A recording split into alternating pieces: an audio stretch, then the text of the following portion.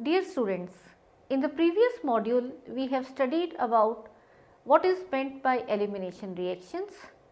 We have also seen what are the various factors which will favor elimination over substitution. We also studied the two types of elimination reactions and differentiated between them, that is E1 and E2, which stands for unimolecular elimination and bimolecular elimination respectively. And we had seen what are the conditions responsible for E1 and E2 mechanisms. Now, in this module we shall continue the study of E1 and E2 elimination mechanisms, and we will be studying about the regiochemical aspects of E1 and E2 eliminations, that is about the orientation of the double bond. Here we will be studying in detail about the regiochemistry of both the E1 as well as E2 elimination one by one. We shall also try to understand the stereochemical aspects of E1 and E2 elimination. And while discussing the stereochemistry, we will go into detail for both E1 as well as E2 and how they differ. After this, we shall specifically touch the E2 elimination in cyclohexane rings.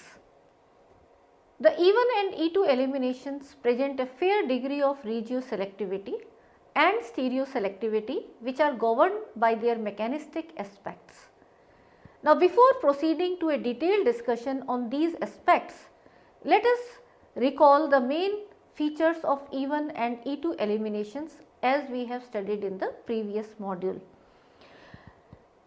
Out of E1 and E2 elimination, in E1 elimination it is the unimolecular elimination and the rate is given by this expression.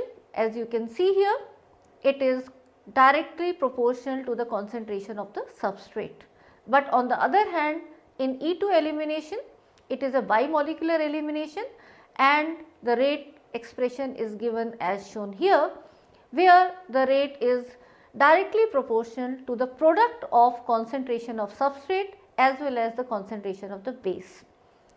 Another point between E1 and E2 which differ is that in case of E1 elimination, the leaving group first departs and carbocation is formed in the first step, from which the removal of proton takes place in the second step.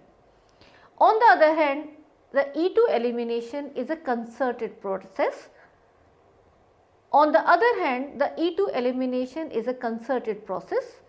Both the groups, that is the proton and the leaving group, are removed or eliminated simultaneously. In case of E1 elimination, if you look at the nature of substrate, a tertiary substrate is more preferred in case of E1 elimination over a secondary over a primary. But for E2 there is no such preference. Comparing the E1 and E2 further, in case of E1 elimination there is no strong base which is required.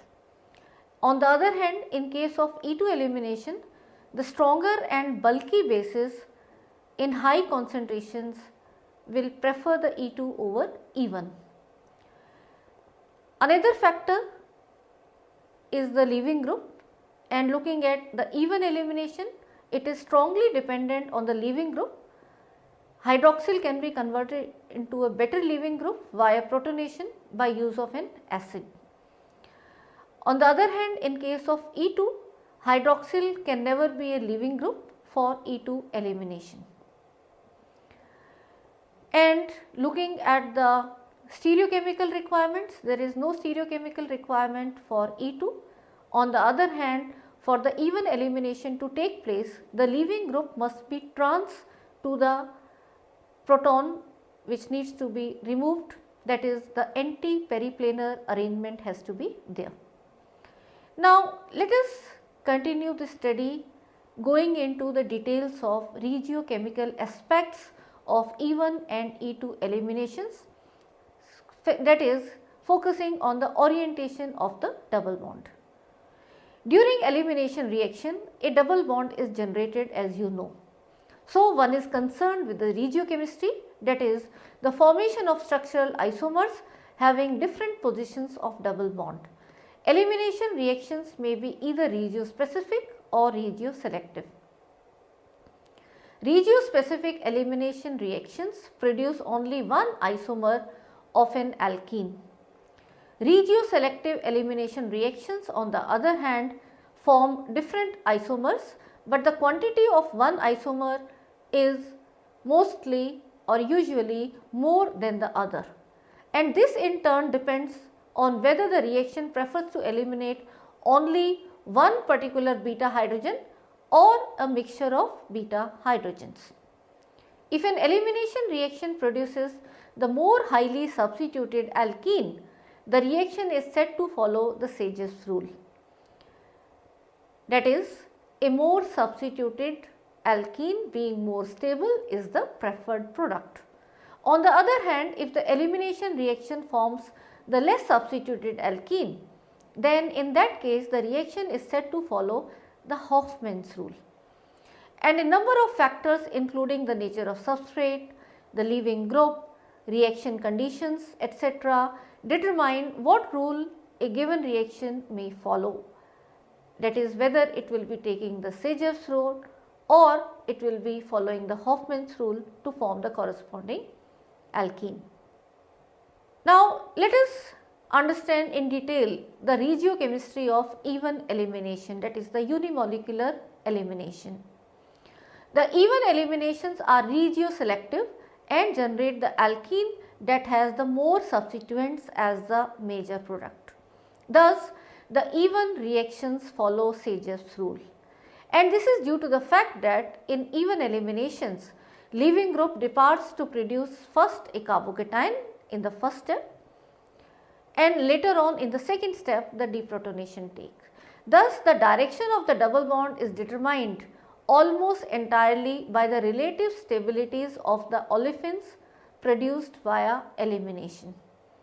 The major product is the alkene that has more substituents, because this alkene is more stable of the two possible products. For example, if we consider the case of 2-bromo-3-methyl-butane, it undergoes even elimination to yield two alkene products, that is 3-methyl-1-butene and 2-methyl-2-butene. Out of these two, the major product is 2-methyl-2-butene because there are three alkyl substituents attached to the carbon-carbon double bond, and it is a more substituted one, as you can see in this equation shown here, that the more substituted alkene is the major product and the less substituted alkene is the minor product. The more substituted alkene is more stable does not necessarily explain why it is one that forms faster. For this, we need to have a look on the transition state leading to the two alkenes. In the carbocation, there is hyperconjugation involving each beta hydrogen, and since the hyperconjugation structures possess some double bond character, the interaction with hydrogen is greatest at more highly substituted carbons. That is, there will be greater weakening of CH bonds and more double bond character at more highly substituted carbon atoms. This structural effect in the carbocation intermediate governs the direction of elimination and leads to the preferential formation of the more highly substituted alkene. More stable transition state is lower in energy and results in faster formation of more substituted alkene, that is, it is the thermodynamic product. Now, as you can look at this equation shown here, you are given an alcohol and it is reacted with proton, undergoes removal of water giving the formation of carbocation. So, the formation of carbocation is the first step of even, and this carbocation can undergo either this proton, this beta proton removal, or alternatively this beta proton removal on the other side, and it may give rise to these two corresponding alkenes, and you can clearly see here out of these two shown, because this is more substituted one, this is the major product. On the other hand, this one is less substituted alkene. You can see here there is only one alkyl substituent on the double bond. So, this is the minor, and in contrast this major alkene, the CC double bond, has 3 alkyl substituents. Now, let us move further to the regiochemistry of E2 elimination. Most of the E2 reactions involving good leaving groups like halides, sulfonates, etc. also follow the Sage-F rule and lead to a more substituted alkene. And this can be attributed to a similar transition state as discussed in the case of even elimination. Hence, halides, that is Br, Cl or I, give more substituted alkene. But E2 elimination of alkyl fluorides on the other hand results in least substituted alkene as the major product. When a base abstracts a proton from an alkyl fluoride, the fluoride ion cannot leave at a faster rate because it is a poor leaving group. Therefore, there will be a negative charge on the carbon atom and it results in the formation of a transition state, a carbon ion character rather than an alkene character as discussed earlier. And this carbon ion character is stabilized by highly electron withdrawing fluorine and fewer electron donating alkyl substituents. And that is the reason why it takes a reverse course, that is the alkene with least substitution is the major product formed when you are having the alkyl fluorides. As you can see in this equation shown here as an example, starting with this 2-fluorohexane, when this is treated with a base, these are the two possible transition state, and out of these two, this particular transition state is more stable because there is less alkyl substituent, and because of the electron withdrawing effect of fluorine, this is more stable. On the other hand, this particular transition state, you have the electron withdrawing fluorine here, but here on this carbon joined to hydrogen, which the proton is going to be removed by base, there is now this alkyl substituent, and because of this alkyl substituent, this particular transition state is less stable. And that is why you can now see that out of the 2-hexene and the 3-hexene, the 2-hexene is the major product and 3-hexene is the minor product, and it is other way around to that of the Sage-Fs. Similarly, the E2 reactions involving other poor leaving groups, particularly those with quaternary ammonium salts, are said to follow the Hofmann rule and give primarily the alkene with less substitution. Moreover, when the proton is removed from the more hindered position, or when the base used for E2 elimination is a bulky base, exceptions to the Sage-F rule occur. These situations lead to a high proportion of the less substituted alkene, that is via the Hofmann orientation. As you can see in these examples shown here, the 2-bromobutane, when it is treated with the ethoxide base in the presence of ethanol, then 2-butene, which is the Sage-F elimination, as the major product is formed. On the other hand, if you start with 2-bromobutane and take tertiary butyl alcohol and tertiary potassium tertiary butoxide as the base, then the 1-butene is the major product because it will be going via the Hofmann's elimination, that is the less substituted alkene is the major product. Furthermore, when formation of a double bond can lead to extended conjugation with already present functional groups in the molecule like carbonyl or CC double bond or any other aryl ring, then irrespective of the mechanism, it is the conjugated product which predominates, and this is because this conjugated double bond will be more stabilized by the already present functional groups which are in conjugation. Similarly, eliminations in bridge cyclic compounds follow the Brett's rule, that is, irrespective of the mechanism, a double bond never goes to the bridgehead carbon in rings of smaller size. So, this you should always keep in mind, that is the Brett's rule is followed. So, this is simply a consequence of the strain induced by a planar bridgehead carbon, and so having a double bond on a bridgehead would be too unstable. Let us try to understand this with the help of this example shown here. So, you can clearly see this bridgehead cyclic system.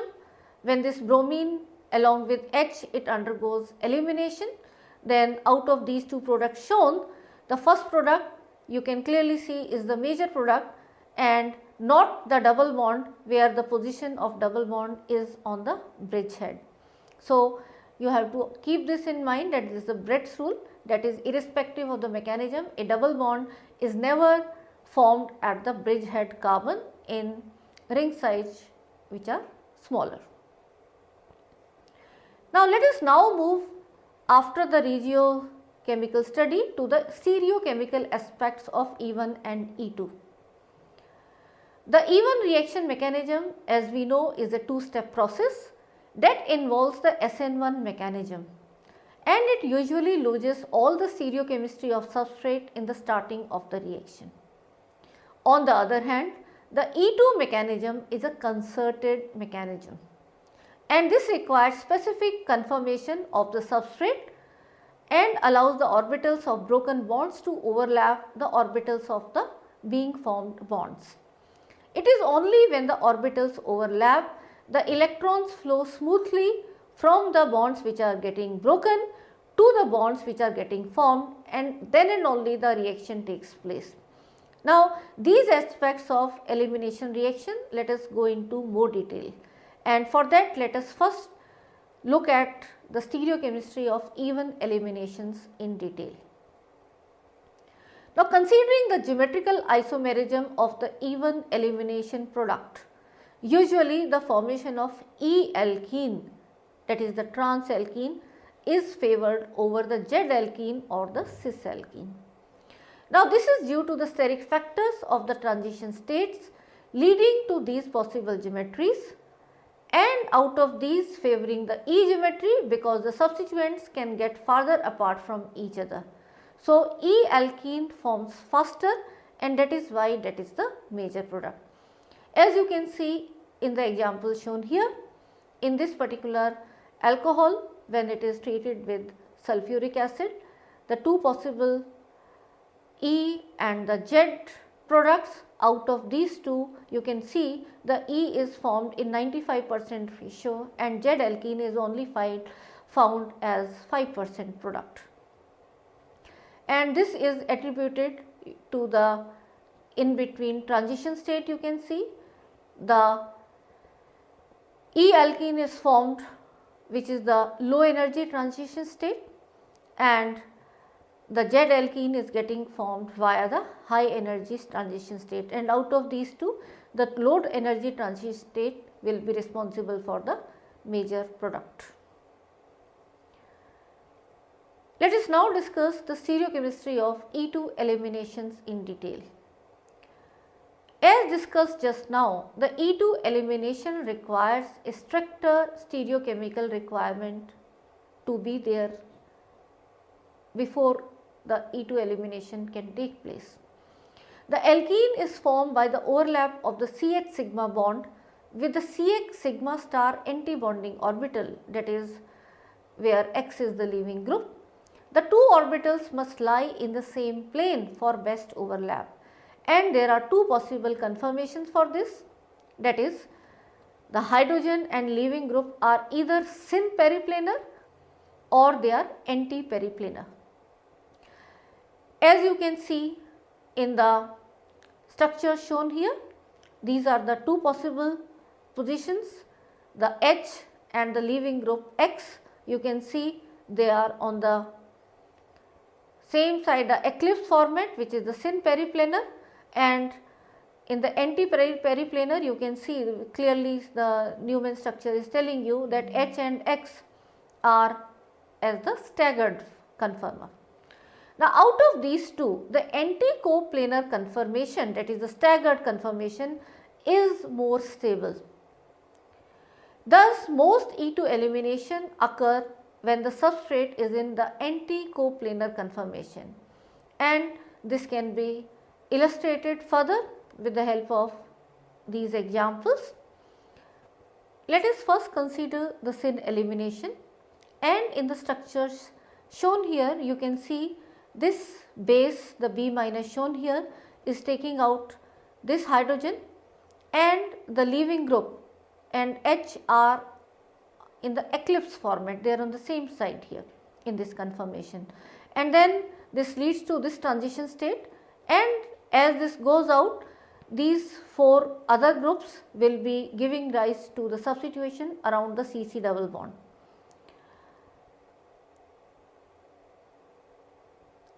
Now in this case you can notice there is not so sufficient or efficient overlap between the sigma CH bonding and the sigma star C with leaving group anti-bonding orbital. And furthermore, there is a repulsion between the attacking electron rich base, because that is also negatively charged, and the electron rich halogen which is in the same side of the molecule. So you can clearly see the Syn elimination is not a favorable case.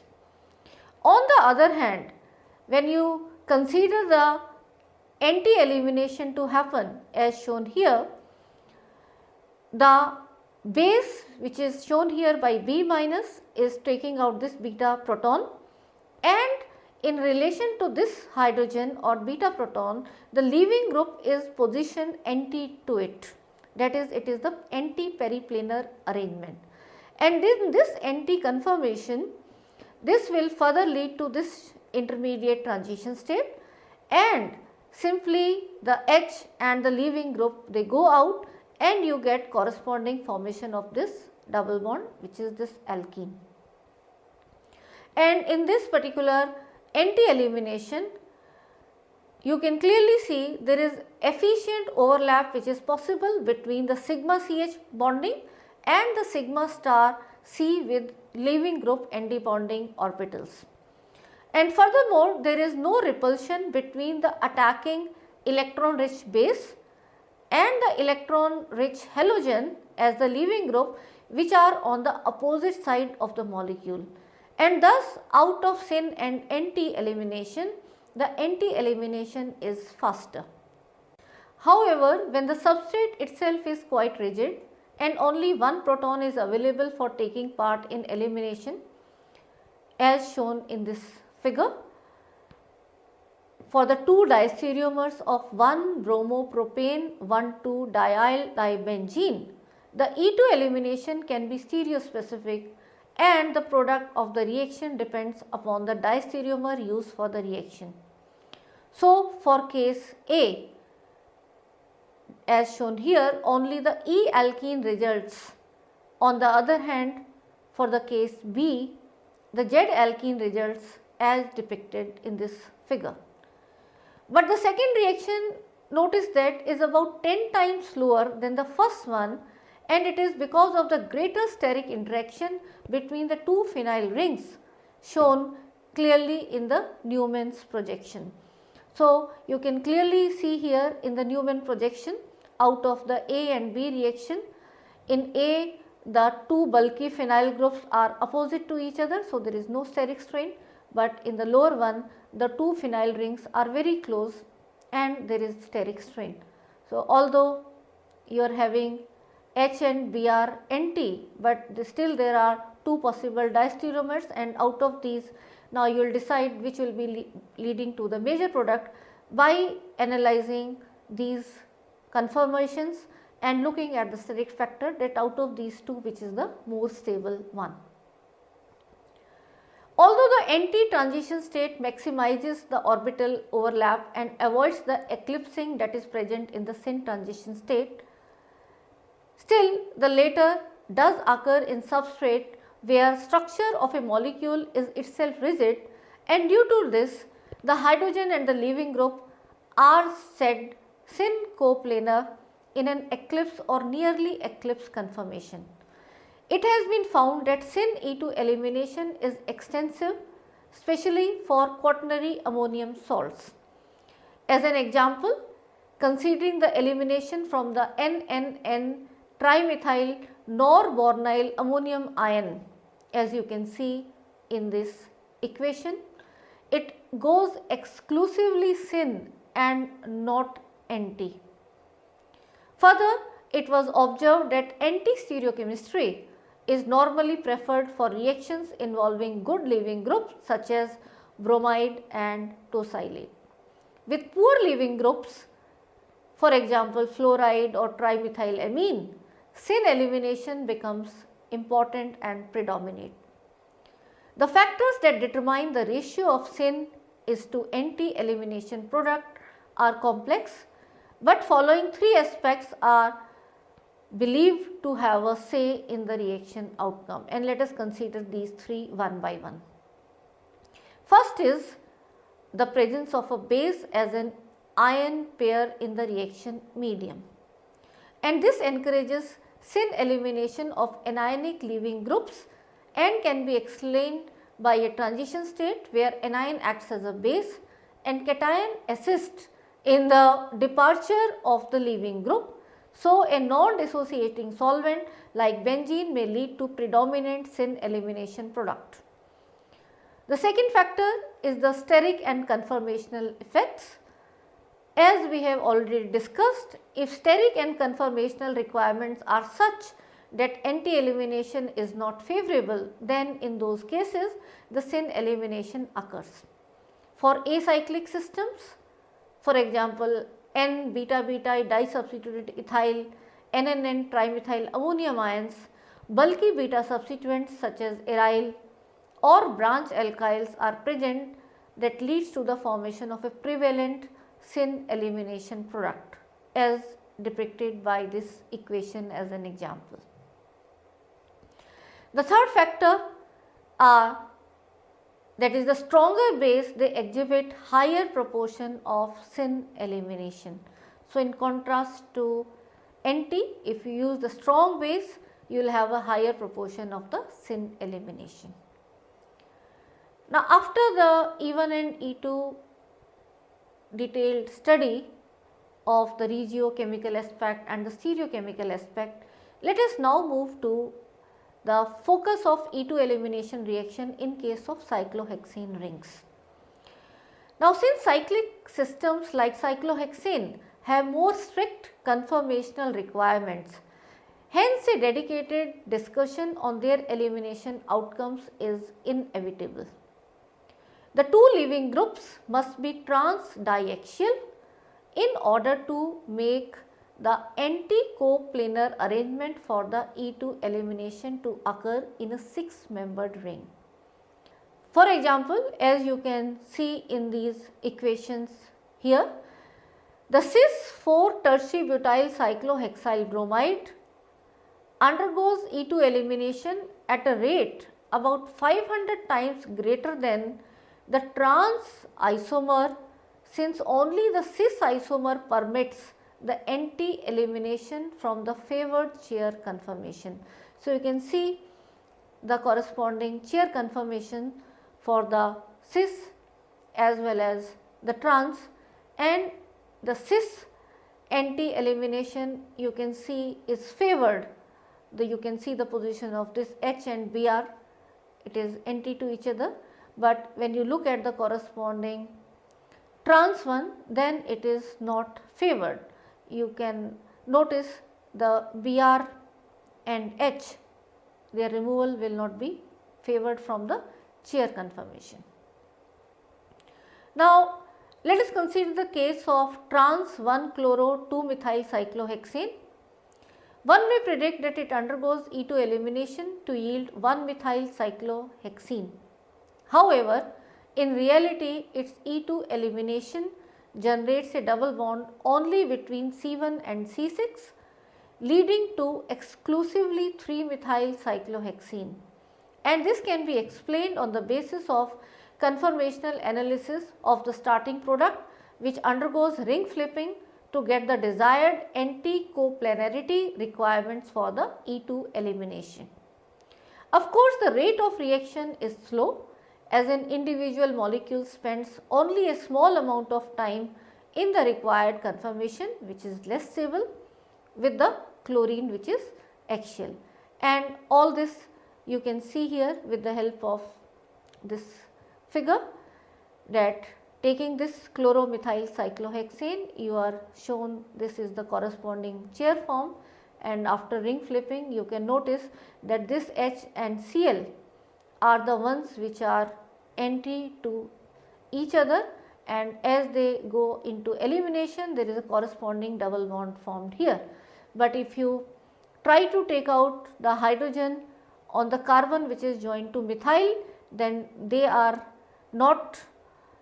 cannot be removed, and you cannot get the 1-methyl cyclohexene as the product. Similarly, in the case of methyl chloride, as you can see in this equation shown to you, the stable conformation has all the substituents as equatorial.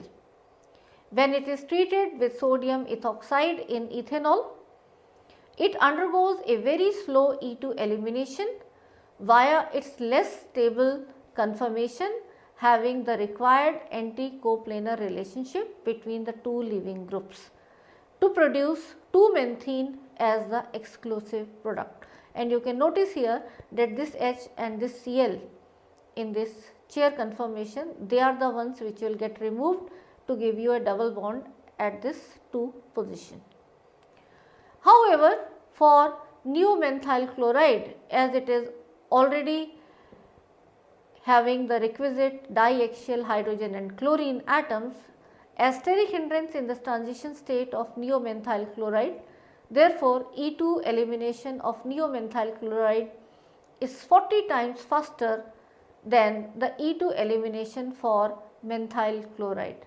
This then leads to 2 products in accordance with Sage's rule, and you can see in this equation shown here that the one with the highly substituted alkene is the major product and the one with less substituted is the minor, and you can see the major is around 75% and the minor, which is 2-menthene, is the 25% here.